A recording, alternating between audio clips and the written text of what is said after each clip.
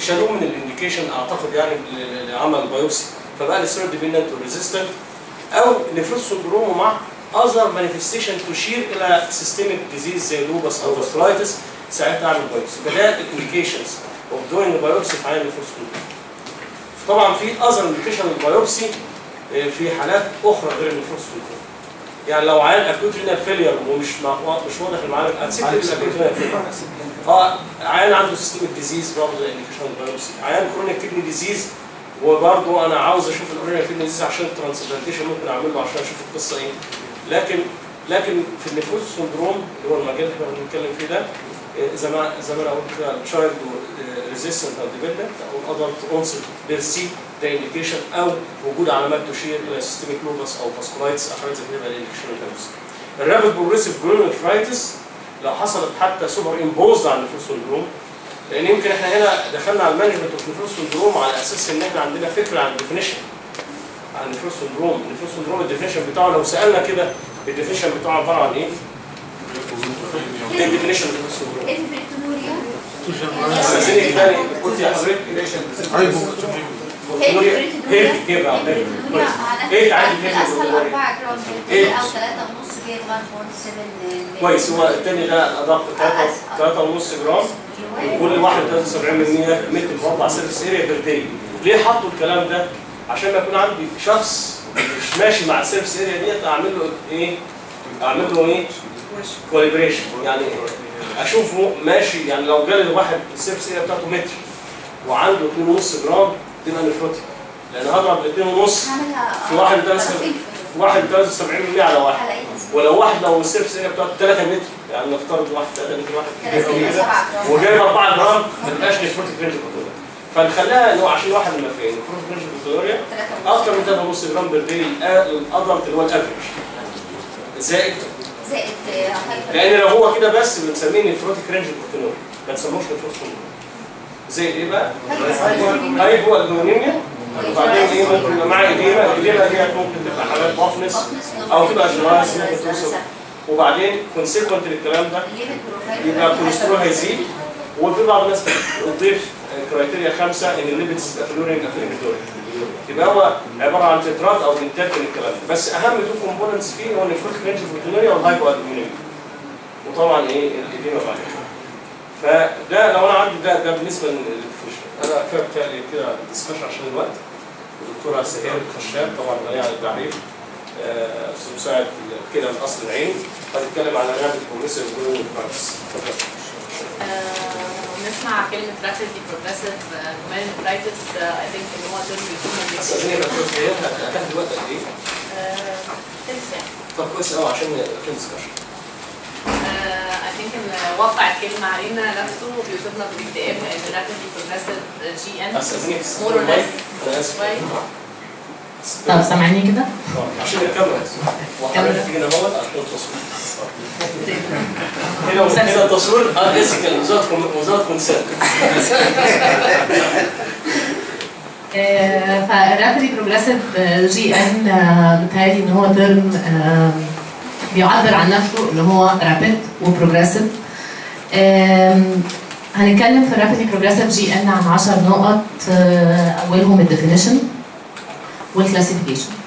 الرابيد means the rapidly progressive GN ان الGFR بيديكريز 50% من الاوريجينال over a short period of time اللي هي تتحدد من ايام ل3 شهور. كاركترستيك بيبقى فيه كريسانتيك فورميشن. الكريسانتس دي لو هي اكتر من 50% وسيركمفرنشال، وبالتالي الباثولوجي كفرد الموضوع ده في المحاضره اللي فاتت اكسكلوزيفلي، وانا هوري برضو سلايدز على الشكل السيركمفرنشال كريسانتس. لو هي اكتر من 50% this correlates with a very bad prognosis. كلينيكلي لو الرابيدلي بروجريسيف GN ده ما اتعالجش most of the patients بيبروجريس لان ستيج renal disease. الترم بتاع الرابيدلي بروجريسيف GN كان الاول بيطلق على الفالمننت بوست ستريبتوكوكل. مع اكتشاف الانتي جلوميرال بيسمنت ممبرين انتي بوديز لقوا ان ده قد يكون له دور في الكريسنت فورميشن وبالتالي في الرابيدلي بروجريسيف GN. ولكن المجموعه بتاعت الانتي جلوميرال بيزمنت ممبرين دي كلها لا تمثل اكتر من 3 ل 5% من كل الرابيدلي بروجريسيف جي ان. هي اسمها لطيف ورنان واحنا دايما بنفتكره، لكن هي مش جزء كبير قوي من الرابيدلي بروجريسيف جي ان زي ما قد يعتقد البعض يعني. لما اكتشفوا بعد شويه ان في ناس عندهم نفس الكلينيكال بيكتشر بتاعت الرابيدلي بروجريسيف جي ان، ولكن ما عندهمش الانتي جلوميرال بيزمنت ممبرين ده، فاطلقوا على المجموعه دي بوستي اميون، يعني مجموعه فيها اوتو انتي بوديز برضه على فكره، لكن هم مش اوتو انتي بوديز سبيسيفيك للرابيدلي بروجريسيف جي ان. يعني مثلا زي الاي جي اي، زي اللوبس، ما هم دول فيهم انتي بوديز، لكن مش انتي بوديز سبيسيفيك للرابيدلي بروجريسيف جي ان. اكتشفوا بعض الناس دي بقى بعد شويه ان هم فيهم انتي بودي مختلف اسمه الانكا. الانكا ده اكتشف في السبعينات او الثمانينات، ولقوا ان هو في نوعين، البي انكا والسي انكا اللي هو السيتوبلازميك والبيري نيوكليير انكا، واطلقت يعني الترم انكا اسوشيتد فاسكولايتس. فده الهيستوري بتاع الرابيدلي بروجريسيف جي ان. الكلاسيفيكيشن بتاع الرابيدلي بروجريسيف جي ان بيتقسم لثلاث انواع، تايب 1 2 and 3. تايب 1 اللي هو الانتي جلوميرال بيزمنت ممبرين، تايب 2 اللي هو الاميون كومبلكس واللي هو ده بيمثل 45%، البوسي اميون بيمثلوا 50%. كلهم سواء الانتي جلوميرال بيزمنت ممبرين سواء البوسي اميون سواء الاميون كومبلكس ممكن يبقى فيهم انتي جلوميرال انتي نيوكليير يعني انكا بوزيتيفيتي في الثلاثه. وعشان كده في اكتر من 80 ل 90% من المجموعه بتاعت الرابيدلي بروجريسيف دي فيها انكا بوزيتيف بيشنتس. كل ما الانكا بوزيتيف، يعني لما الانكا بيبقى بوزيتيف كتير منهم بيبقى معاهم كريسنس، والعكس يعني لو اللي عنده كريسنس كتير منهم بيبقوا انكا بوزيتيف. الانسيدنس للاسف طبعا ما فيش انسيدنس في مصر خالص، ما نعرفش الانسيدنس، اولدو ان ممكن اسال بس سؤال، كم واحد فيكم شاف اكتر من 10 حالات رابيدلي بروجريسيف جي ان؟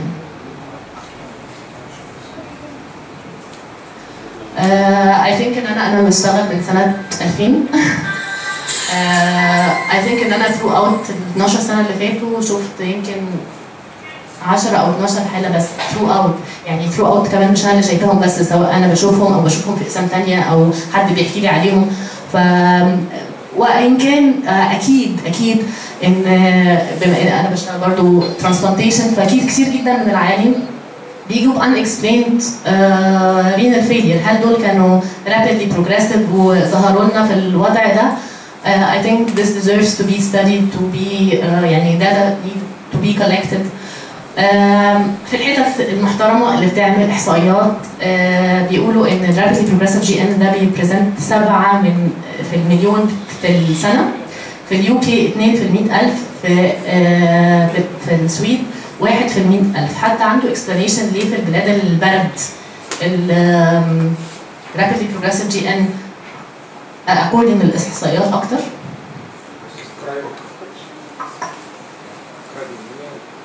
هو كان في مقاله انا قريتها ودايما بذكرها لان هي كانت مقاله لطيفه جدا، كانت في مجله اسمها اوتو اميون ديزيزز.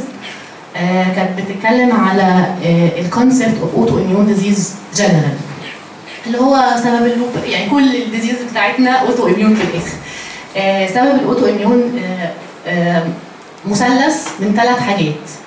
اولا الفيتامين دي، ثانيا الابشتاين بار، ثالثا السي دي 8. ال3 دول لو حصل فيهم خلل بيحصل الاوتو اميون ديزيز.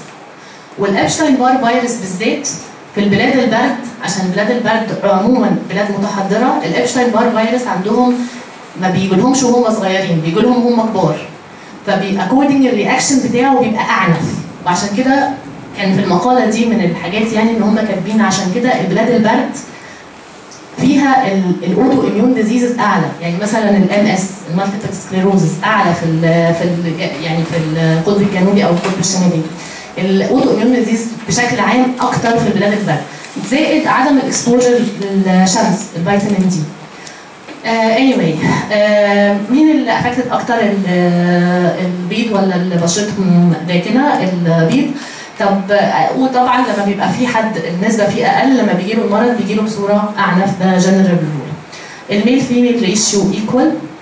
على عكس الاوتو اميون ديزيزز عموما البيج انسيدنس بتاع الرابيدلي بروجريسيف في 6 ديكيد اوف لايف. الناس بتموت من ايه؟ الناس بتموت من حاجتين، ماسيف بالمونري هامرج زائد الانفكشن.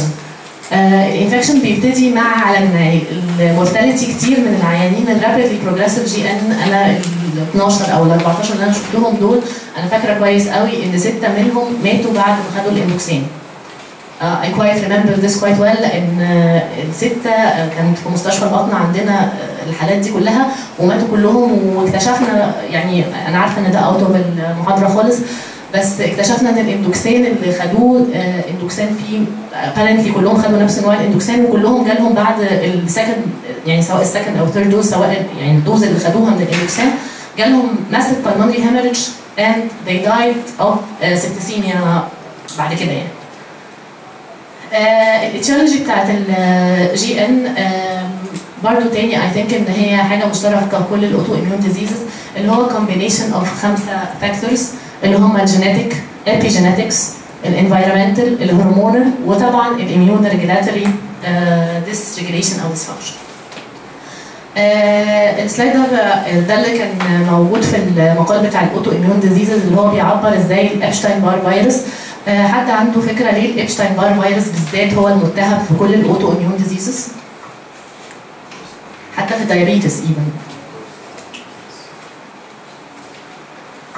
هو الابشتاين بار فيروس الكود بتاعته الدي ان اي بتاعه مشابه جدا للدي ان اي بتاع الهيومن. فاكوردنجلي لما بيدخل الجسم بيديفلوب انتي بوديز اجينست، بيفتكر ان هو نفسه، فبيبتدي يديفلوب اوتو انتي بوديز اجينست هيم سيلف، لان الابشتاين بار فيروس مشابه للدي ان اي بتاعنا، الجينيتك سيكونس بتاعنا مشابه للدي ان اي بتاعنا. طبعا سوري بيجي الابشتاين بار فيروس مع الجينيتك بريدisposition، يعني مثلا مرض زي الانفلاماتوري، يعني ليه انا لما يجي لي ابشتاين باور فيروس هيجي لي انفلاماتوري باور ديزيز، وحضرتك لما يجي لك ابشتاين باور فيروس هيجي لك ام اس، وغيرنا لما يجي له ابشتاين باور هيجي له دايابيتس. بيبقى الابشتاين فيروس زائد الاتش ال اي بتاعي زائد الانفيرمنتال فاكتور اللي موجود، المعادله دي بتطلع الاوتو اميون ديزيز اللي هيحصل. الالكترون مايكروسكوبي بيوري قوي ايه اللي بيحصل في الرابيدلي بروجريسيف جي ام. السلايد اللي فوق ده اللي هو النورمال جلوميريولاي بالبيزمنت ممبرين المظبوط الانتاكت، بالفيسلز المظبوطه، بالجلوميريولاي المظبوطه، بالجلوميريال بيزمنت ممبرين الايكوال ما فيهوش اي ديسربشن. هنا الكريسنس والرابتشر بتاع الفيسلز في الرابيدلي بروجريسيف جي ام. نوعين كبار قوي من الرابيدلي بروجريسيف جي ان اللي هم الفاجنر والمايكروباستيك بولي انجيتس. الفاجنر بيبقى دايما يعني كتير من الحالات 80-90% من الحالات بيبقى معاهم سي انكا. الميكروسكوبيك بولي انجيتس بيبقى كتير من الحالات معاه بي انكا، بس لازم نفتكر كويس قوي ان عدم وجود الانكا مش بيكسكلود الدايجنوزس. دي النورمال جلوميرولاي ودي الاميونوفلوريسنت واللايت مايكروسكوبي. الباثوجينيسيس، طب الانكا ده ما دام هو موجود في 80-90% من الحالات بيعمل ايه الانتي بودي ده؟ الريليشن دي لغايه دلوقتي مش كلير بشكل واضح قوي، لكن في حاجات suggested زي انها بتعمل premature degranulation للنيوتروفيلز، يعني بتخلي الخلايا اللي هتعمل التهاب تفرقع بسرعه فتطلع ليتك انزيمز بسرعه فتكسر الحاجه بسرعه بريماتشورلي قبل ما المفروض انها في النورمال ديجنريشن او بالتشو تحصل، فبالتالي بيحصل الكريسنس، فبالتالي بيحصل الديستركشن بتاع الجلوميرولاي. ده السي انكا بيبان ازاي ناحيتي هنا السيتوبلازميك انكا اللي هو على عكس البيري نيوكليير، هنا حوالين الصبغه طالعه حوالين النيوكليوس بس هنا في السيتوبلازم. ده الانتي جلوميرال بيزمنت ممبرين وشكله ازاي بيبان بالاميونوفلوريسنت. حاجه مهمه قوي ان لما نشوف الانكا لازم نعتبر الايدج، يعني لان من الديفرنشال دايجنوزز بتاع الانكا ان ممكن يبقى موجود في الاولد ايج من غير اي نوع من الباثولوجي.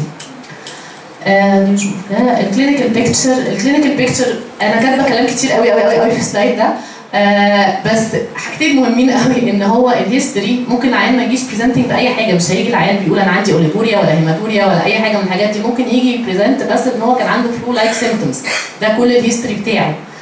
ممكن بعد كده طبعا يحصل هيماتوريا او بروتونوريا او كل الحاجات دي، لكن العيان هيجي يشتكي من ايه؟ مش هيجي يشتكي ان هو عنده وجع في جنبه ولا عنده اوليجوريا، هو ممكن يشتكي بس بفلو لايك سيمبتومز.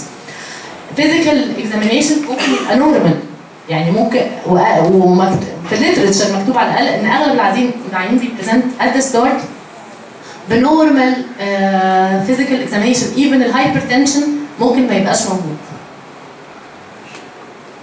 differential diagnosis كل الامراض اللي بتعمل chronic renal failure actually. الانفستيجيشنز دي بقى اللي انا هقف عندها شويه. في انفستيجيشنز كتيره ممكن تقول لنا احنا ماشيين في سكه الرابيدلي بروجريسيف جي ان، او في سكه حاجه فعلا جي ان، ولا مجرد ده يو تي اي ولا اي تي ان ولا حاجه which will resolve probably. يعني الاول بنعمل الحاجات اللي هي الروتين اللي هي السي بي سي والالكترولايت والكرياتينين. اهم حاجه هو الرايز اوف كرياتينين، ده الكي بتاع اهم حاجه هو الرايز اوف كرياتينين. لو ما عنديش رايز اوف كرياتينين مش هفكر قوي في رابيدلي بروجريسيف جي ان. طالما ما عنديش رايز اوف كرياتينين ممكن اهدى واطمن.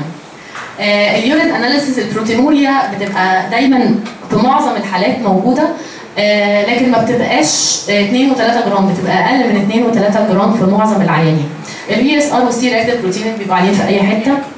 هنيجي للانتي نيوكليير انتي بودي. الانتي نيوكليير انتي بودي كل ما الديزيز كل ما التتر بتاعه عالي ممكن يسجست ان ده مش رابيدلي بروجريسيف. الاي ان اي ممكن يسجست اكتر ان دي ماشيه في سكه اللوبس، مش ماشيه في سكه الرابيدلي بروجريسيف جي ان.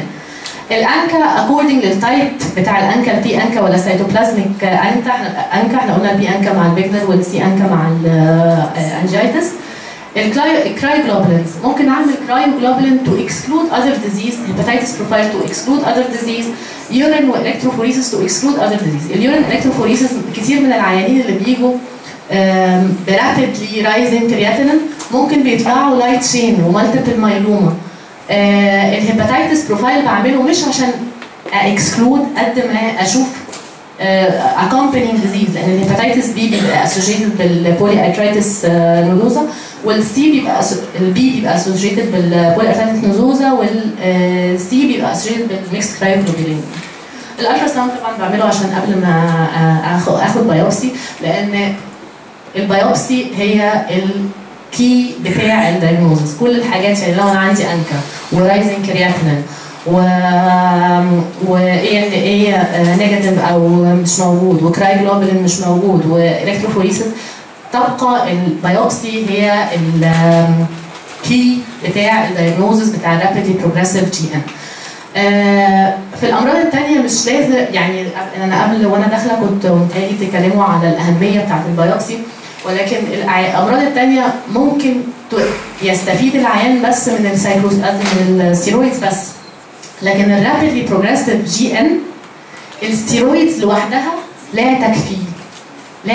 لا يمكن عيان هشخصه او هبقى سسبكتنج ان هو عنده رابيدلي بروجريسيف جي ان وهديله شوتس بس، لان السوليومترول لوحده زي ما هنشوف بعد كده ممكن، يعني الستيرويد لوحدها ممكن يبقى فيه 3 فولد انكريس في الريلابس ريت لو اديت ستيرويد لوحدها. فالرابيدلي بروجريسيف جي ان من الحاجات اللي في الجي ان كاتيجوري اللي لا يمكن هدي فيها سوليومترول بس، لازم هدي سوليومترول وسايكلوفوسفامايد، لازم الكومبينيشن دي تبقى موجوده.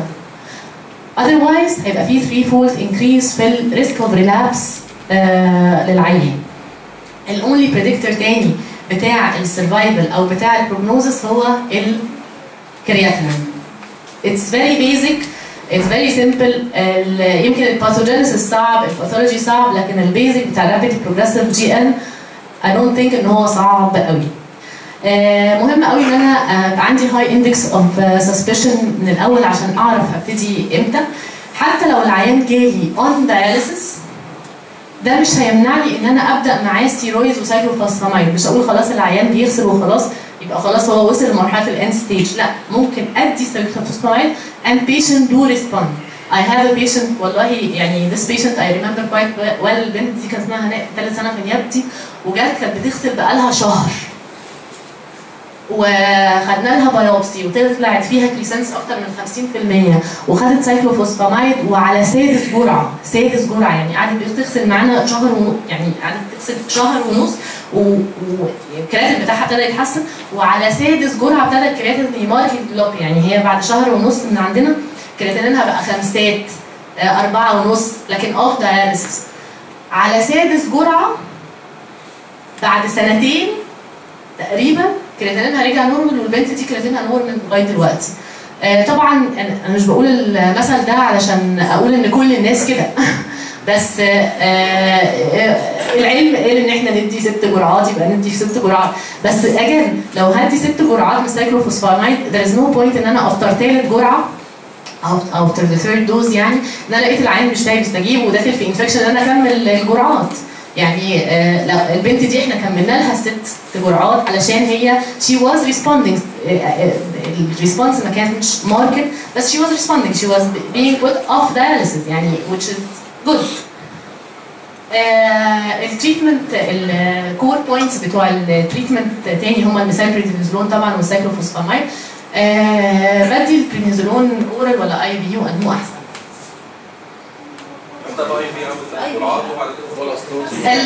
طب السايكلوفوسفامايد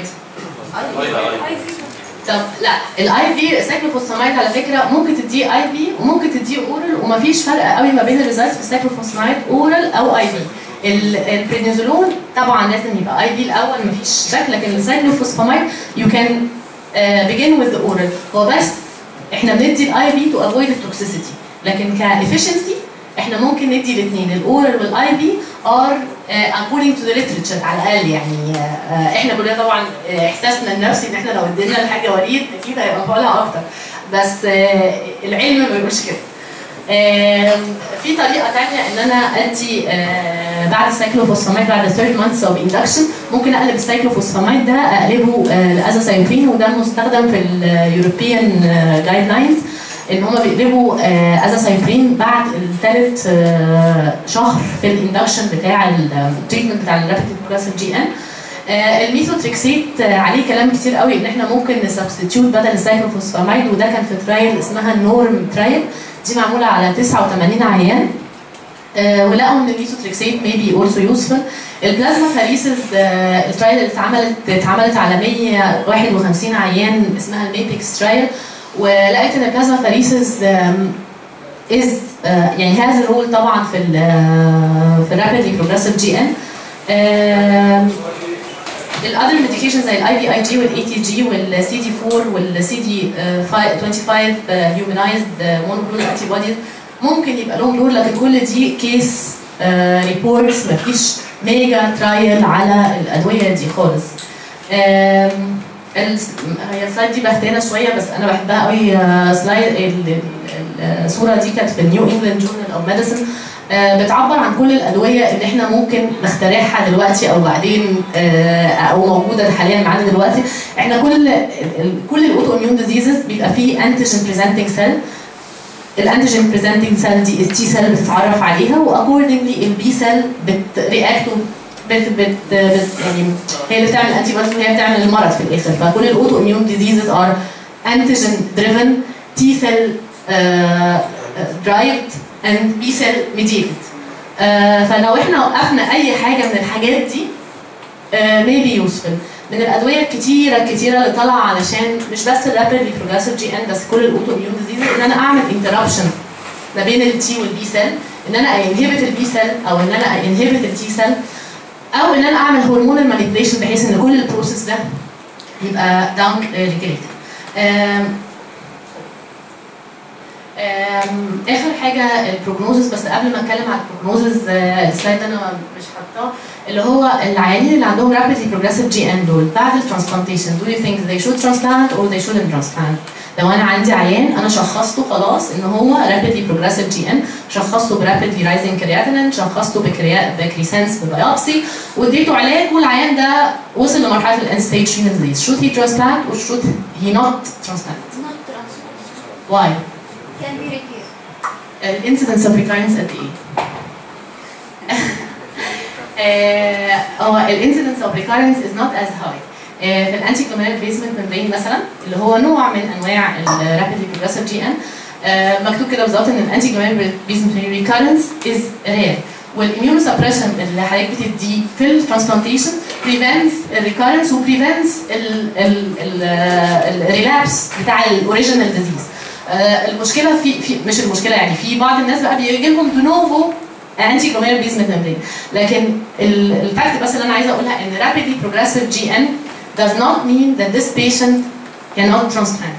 The incidence of recurrence is higher than other diseases but does not contraindicate transplantation.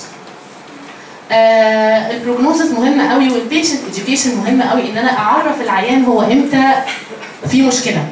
الريلابس بيحصل لو في رايز اوف كرياتينين طبعا، لو البيوبسي الجديده فيها نيكروزس، لو في هيموبتسس او بالمونري هيمرج ان بالمونري مانيفستيشنز، لو في اكتف فاسكولايتس في اي حته، ايرايتس، نيورايتس او نيكروتايزنج فاسكولايتس. الريميشن ممكن احتفظ، يعني الريميشن ممكن اقبل بريميشن بعلاج ومن غير علاج، يعني لو عندي عيان في ريميشن بس بقرص ونص كورتيزون this is good برضه، يعني مش لازم الريميشن يبقى فول ريميشن. البريزنس اوف بروتونوريا لوحدها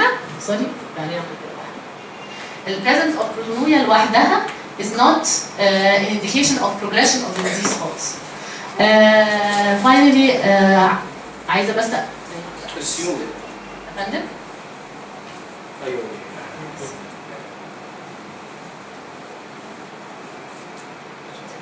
في مشكله صعب عاوزك تستوعب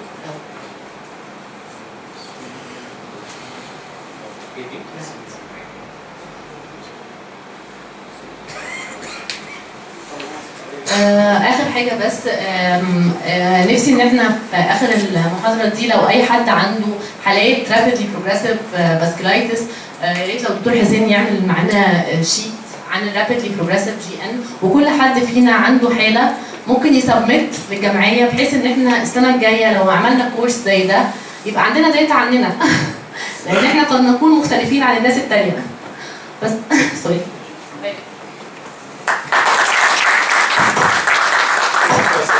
اسئله يا جماعه. رولي او بلازما فريسس في علاج بلازما فريسس انا ذكرت الموضوع ده، الترايل اسمها الميتريكس ترايل معموله في على كانت 151 عيان او 153 عيان حاجه زي كده. الميتريكس 151 عيان لقوا ان البلازما فريسس قد يكون لها دور، والبيشنتس امبروفد على البلازما فريسس اكتر من اللي ما عملوش بلازما فريسس، ولكن في incidence of complications of plasma pheresis. فالبلازما فريسس is not the core of التريتمنت بتاع يعني مش كل عيان rapidly progressive بروسيد على طول للبلازما فريسس. البلازما فريسس هعمله لما السايكلوفوسفامين والبرينيزولون won't work، ممكن اعمل بلازما فريسس. it proved to be of benefit في العيانين ال rapidly progressive. لو سيمultaneous للعيان بيعمل داياليسيس بلس بلازما، هل التايمنج يفرق؟ يعني انا ارسله في نفس اليوم الاول قبل البلازما فريسس ولا بعد الجلسه بتاع الغسيل بعد البلازما؟ انا ما قريتش المعلومه دي بالظبط، بس وات وي دو بصراحه ان احنا بنعمل البلازما فريسس alternating يوم الداياليسيس ويوم البلازما فريسس. This is what we do in القصر العيني. I don't know. الكورس بتاع دكتور عمرو جبنا حاسب كان في الواحد في ديسمبر الشهر ده. الراجل اللي هو عريف اللي هو كونسلتنت بتاع انجلترا كان حاطط MCQ او كويزز بعد الاكوت انجن، فكان متناول القصه دي عيان انجي بي ام ديزيز ووصل لمحطه الدياليسيس وكان دياليسيس يبقى لاينز اوف تريتمنت ايه، فكتب لاينز اوف تريتمنت وينس اوف ريسك دراجز وشاور لها بلازما فريس، قال لك العيان اللي وصل للدياليسيس مش هيستخدم بلازما فريس. الله اعلم بقى الكلام ده، انا طبعا ما قريتش فيها، بس بنقل اللي تم يعني حضرتك تعمل بلازما البيشنت اللي وصل راجل بروجريسيف ووصل، وحتى الكلام ده كان موجود قديم، اذا اكتر من مش عارف 700 مايكرومول مش هيستجيبوا. لا هو اخر حاجه اللي مكتوبه يعني اللي انا استغربتها وقلتها في اول محاضره ان عارفه العيان اللي دايلايزنج اب تو 1 مانث ويو كان تراي تو جيف اميون سبريشن. اميون سبريشن ماشي، بلازما فريسيس السترويد والانسان بس شايل بلازما. لان احنا في الالترا فلتريشن دي شكل تاني في البلازما فريس. لا الالترا فلتريشن مش بلازما فريسيس. البلازما فريسيس معناها ايه؟ الالترا فريسيس شيل بلازما يعني الفلتر البورز بتاعته كبيره، بشيل بلازما خالص وبديله انا بلازما من بره. لو اديت له البومين بقى اسمها فريس، لان شلت جزء، شلت الالبومين، شلت البلازما كلها واديته جزء اللي هو الالبومين. لو شلت البلازما واديت بلازما بقى اسمها بلازما اكسشينج. هما الاثنين تقريبا نفس الكلام يعني في الاخر، لكن ده مختلف عن الالترا فلتريشن. مش الميه بس، مش الميه مع شويه الكترولايتس، انما ما بيشتغلش بلازما. ايوه اتفضل. اسالك يا دكتور، احنا قلنا في السكس دوز البيت اللي اتكلمنا عنها بعد سنه ونص الجرعه السادسه. الجرعه السادسه انا كده ناخد الجرعه كل 3 شهور، الجرعه دي انترافينوس ولا ماشيه اورال؟ ممكن ندي اورال واي بي، ومكتوب ان الاورال والاي بي ار اوف ذا سيم افيكاسي. طب اورال ديلي ولا بس الاي بي مثلا كل 3 شهور؟ في ريجيمنتس كتيره قوي، في اورال ديلي وفي انترافينوس ديلي وفي الترناتيف سايكلوسبورين سايكلوفوسفامايد ديلي. قلنا 6 جرعات على اي اساس؟ 6 جرعات على اي اساس؟ قلنا 6 جرعات على اساس دول ريجيمنت حسب ما حضرتك بتشوف هتدي العيان انهو واحده فيهم. اتس ريجيمنت يعني انت بتقول انا هعمل العيان الريجيمنت ده وبتكمل في الريجيمنت ده، لكن هو في ترايلز يعني كل واحده من دول معمول عليها ترايل. هتختار حضرتك انهو اتس اب تو يو، يعني مفيش كرايتيريا مكتوبه على امتى اختار انهو. في اسئله ثانيه؟ هو يمكن احنا تطرقنا لموضوع الترانسبلانتيشن. احنا ممكن يجي لنا انتج بي ام بعد الترانسبلانتيشن بس ما تكونش له علاقه بالديزيز ديت. دنوف. لا مش كده. البورت سندروم، العيان الالبرت لاك عنده هيبقى عنده التايب 4 كولاجين مش موجود، ما هو ده الديفكت اللي موجود فيه. فاما هيزرع ياخد كدني من مين؟ من واحد سليم عنده تايب 4 كولاجين، هيعمل ضده ايه؟ انتي بوديز، فيبقى ده انتج بي ام ديزيز. اعمل له بايوبسي يعني هي مش كومن قوي، لكن بعد الترانسبلانتيشن لعينين الالبرت لو لقيت فيه جرافت فيلير احط في الديفيشن دايجنوز مع ريجكشن اكوايرد انتي بي ام، وساعتها البايوبسي هي اللي هتقول الكلام ده على لينير بوزيشن ولا مثلا مش بسنس كلام زي كده، والريجكشن ما وصلوش زي ما بالله قبل الزرع مثلا. ما احنا اشخاصنا عارفين ان ده البرت، معروف الالبرت، بنبقى خايفين لما يجي له جرافت. طبعا مش كلهم هيجي لهم الكلام ده، نسبه بسيطه ممكن يحصل لها القصه، لكن احطها في حسباني في الديفيشن دايجنوز مع ريجكشن هو الانجي بي ام الاكوار الانجي بي ام ديزيز بوست ترانسبلانتيشن. طب بالنسبه للسايكلوسبورين ترايبوسوبين في ليه؟ تقريبا عشان يكرس في الرجل السلفاميثاكسون عشان يكرس في الرجل.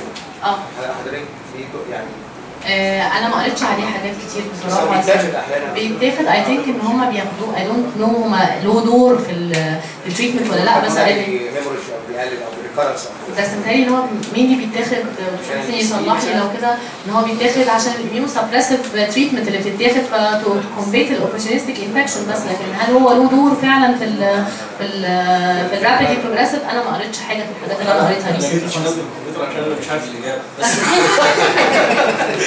فانا عملت التصنيفات دي قلت له انا مش عارف طب ما عنديش انا ما قريتهاش الصراحه خالص في 2009 و2010 يعني، بس ممكن ادور عليها وارد على حاجه. اي اسئله يا جماعه؟ شكرا. شكرا. الف شكر.